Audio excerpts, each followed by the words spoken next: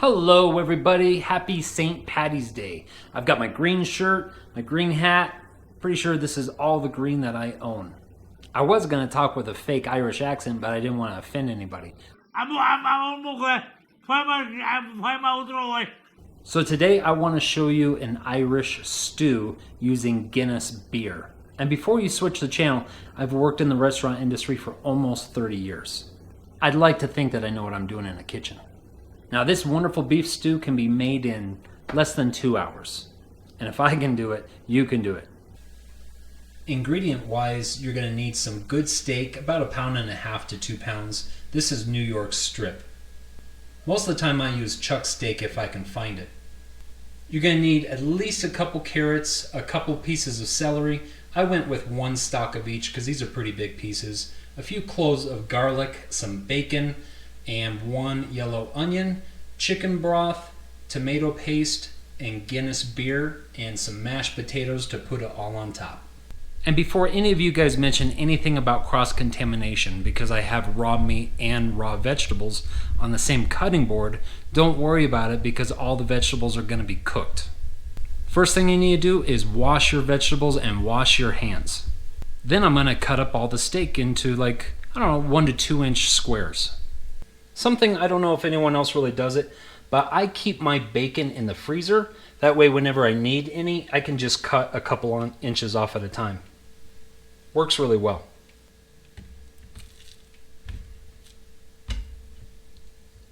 I'm going to trim a bit of this fat off, not all of it. Fat is good for flavor.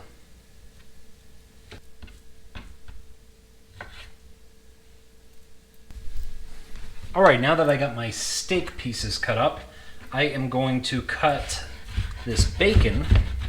Like I said, it was frozen, so it's still pretty cold. That's not going to be a problem though.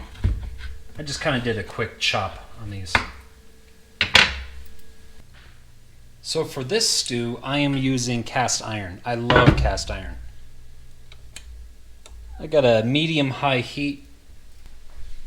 Alright, so now I'm going to add the bacon.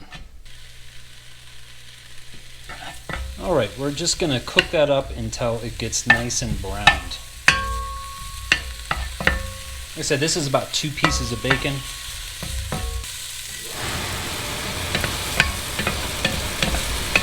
Sorry if that fan is loud. This bacon is definitely creating some smoke. Alright, while the bacon is cooking, I'm going to salt and pepper the steak. Fresh black pepper, some sea salt. Roll it all around. Don't want that piece. Get that seasoning worked in there. Make sure to wash your hands. Alright, back to the bacon. It's nice and brown. Okay, now that this is done, I'm going to transfer it into either a plate. I've got another cast iron pan I'm going to throw it in. And while I'm doing this, I want to make sure to retain the fat in the pan. I'm going to try to get every little piece of bacon, otherwise it's going to burn when I cook the steak. Alright, back onto the burner. Got some nice pork fat in there. Now we add the steak.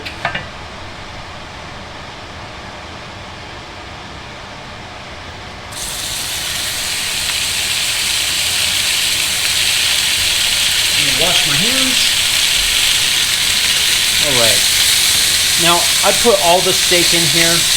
This pot's big enough where the steak is not on top of itself.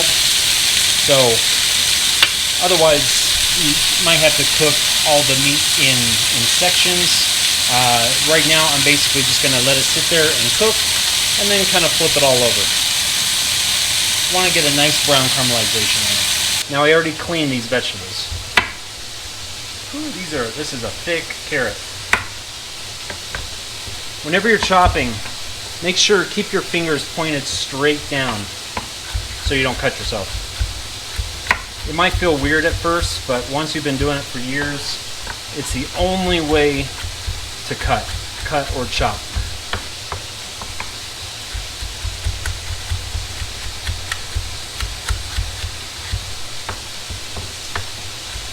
Some of these bigger pieces I'm going to chop down a little bit more. I don't necessarily want minced carrot, but I do want to chop down.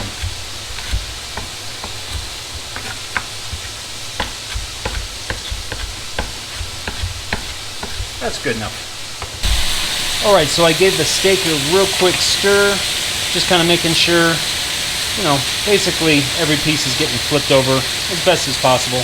Not the end of the world if it doesn't happen. It's still going to cook more even when we're done cooking it in this pot. Now I'm going to set the carrots aside in a bowl.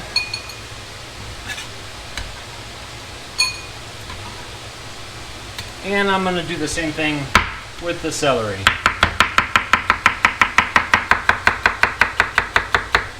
Don't try that at home. I am a professional.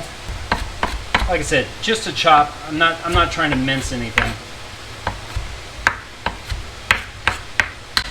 I'm going to throw that in with the carrots.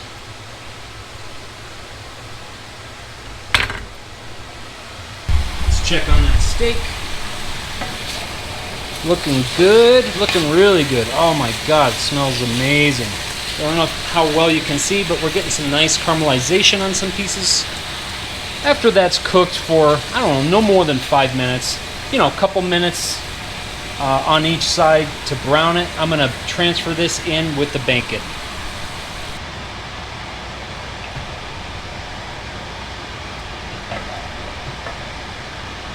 I'm gonna put that back on the burner.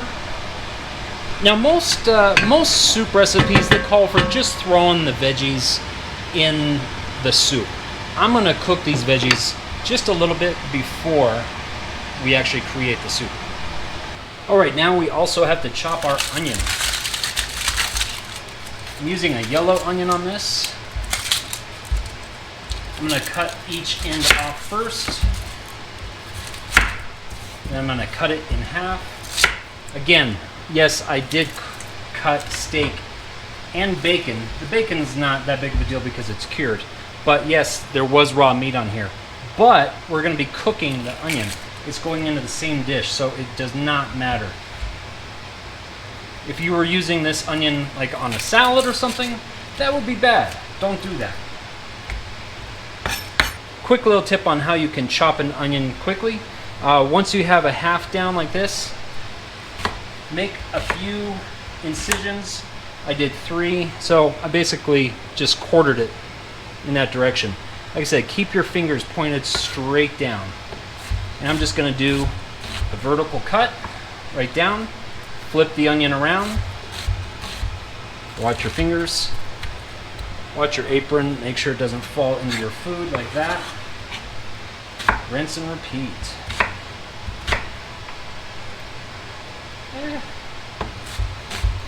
Oh my God, my eyes. This is a strong onion.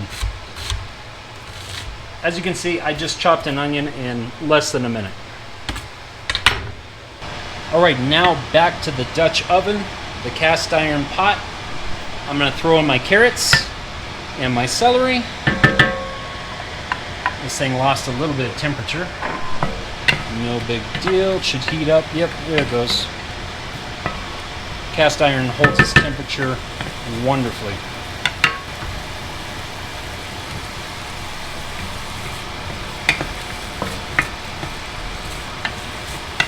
Little technique I like with when I'm cutting garlic. This is unfortunately all I have right now are these 3 little cloves, but I'm gonna cut the end off, as you can see, and then I'm gonna put it in my hand and just give it a quick roll, and basically, boom, I just got rid of all the skin. See how fast that was? Works like a charm. All right, and then I'm just gonna mince this stuff up. Another thing you can do, use the edge of your knife, squish it down. This stuff's pretty flat already. These are not the biggest cloves. I should have bought some at the store. I thought I had more. Back to our carrots and celery. We don't necessarily need to cook the heck out of them. Now I'm gonna throw the onions in.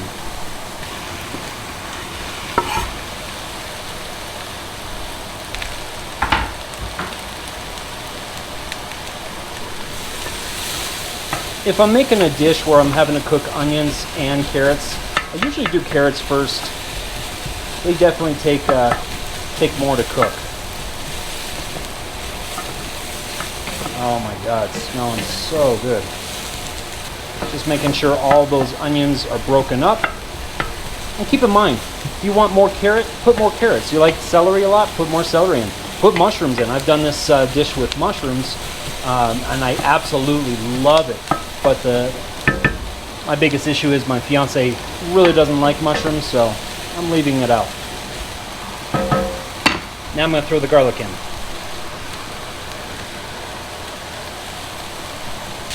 Now, like I said, I'm just browning these veggies a little bit. I'm not trying to cook the crap out of them. I just threw that garlic in.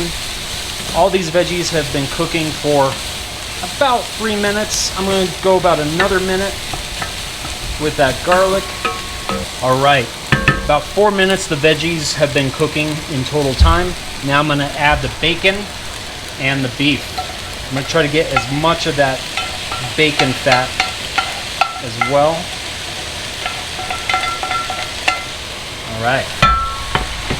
Now I'm stirring this all together and ask me how this smells. Yeah, amazing.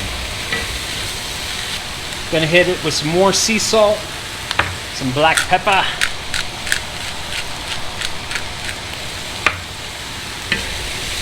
Oh my God, it smells so good. Wish you guys could smell this. All right, now this is where it gets fun. I've got 1 can here of Guinness Draft Stout. This is the normal big can, 14.9 ounce. Gonna crack it open. I'm gonna dump the whole thing in there. Oh yeah.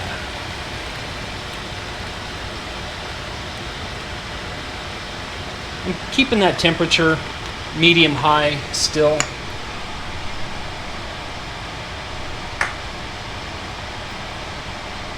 Next, we're going to add some tomato paste. I'm going to do about a heaping tablespoon.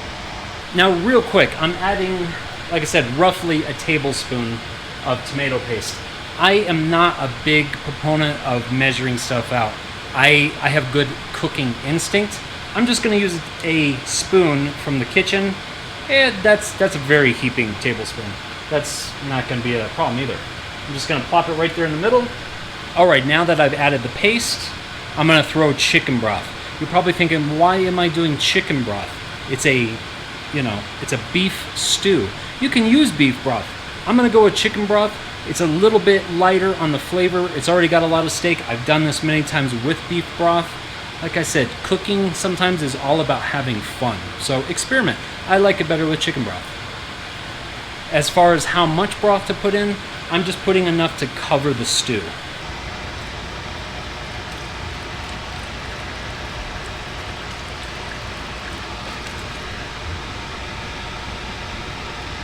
A little bit more. There we go. Now, something that I forgot in the beginning of this video, in all honesty, besides the steak, one of the absolute most crucial ingredients in this is fresh thyme. So right here, I've got some fresh thyme. Make sure to wash this stuff first. I'm gonna put about 1/4 to 1/3 of this entire batch. All right, so I went with about 1/4 of an ounce of fresh thyme. That's about 1/3 of this 3/4 ounce package. Now I'm just gonna lay it in here.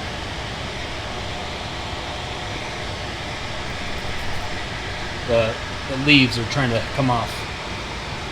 All right, now I'm just gonna do a gentle kind of mix, stir.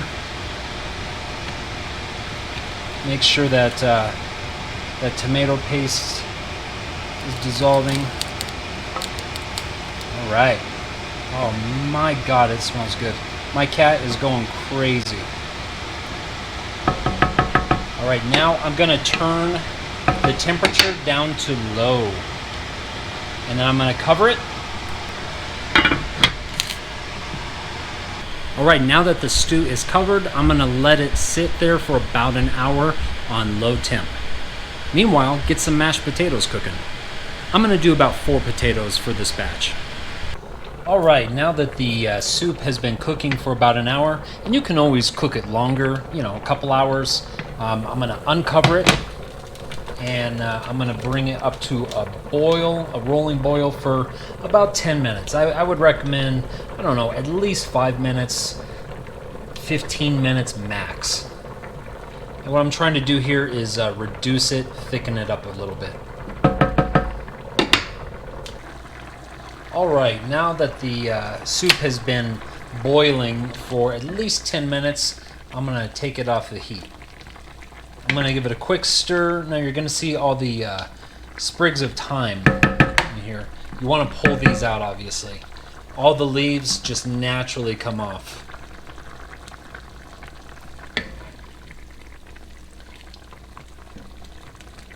You don't wanna be serving that. All right, once you've got the thyme sprigs out, I'm just gonna keep that on a very low setting.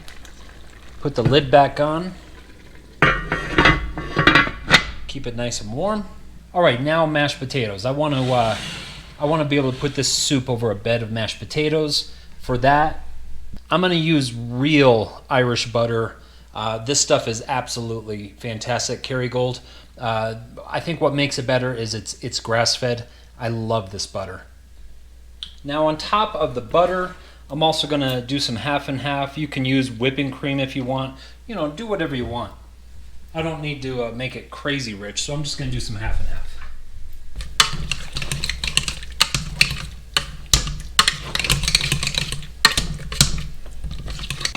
All right, and when I'm plating this soup, I like to do a bed with a nice moat of mashed potatoes, followed by a nice big scoop of Irish stew. Serve that with some crusty bread. Absolutely fantastic. Well guys, that was my Irish beef stew with Guinness video. I just wanted to do something fun considering it's St. Paddy's Day. Don't tell anyone, but I'm actually not Irish. But I still love the food and I like Guinness and I love this stew. So hope you guys enjoyed it. I'll leave a list of the ingredients down in the description. Catch me back in a couple days or tomorrow actually for my next finance video if you're interested. Thanks again. See ya. And come here, Sham, we're trying to figure out what makes Killarney so special. What do you think makes it a great town? All right, kid. Let me get more in Killarney. All the doors with more of that, not all the door. Yeah.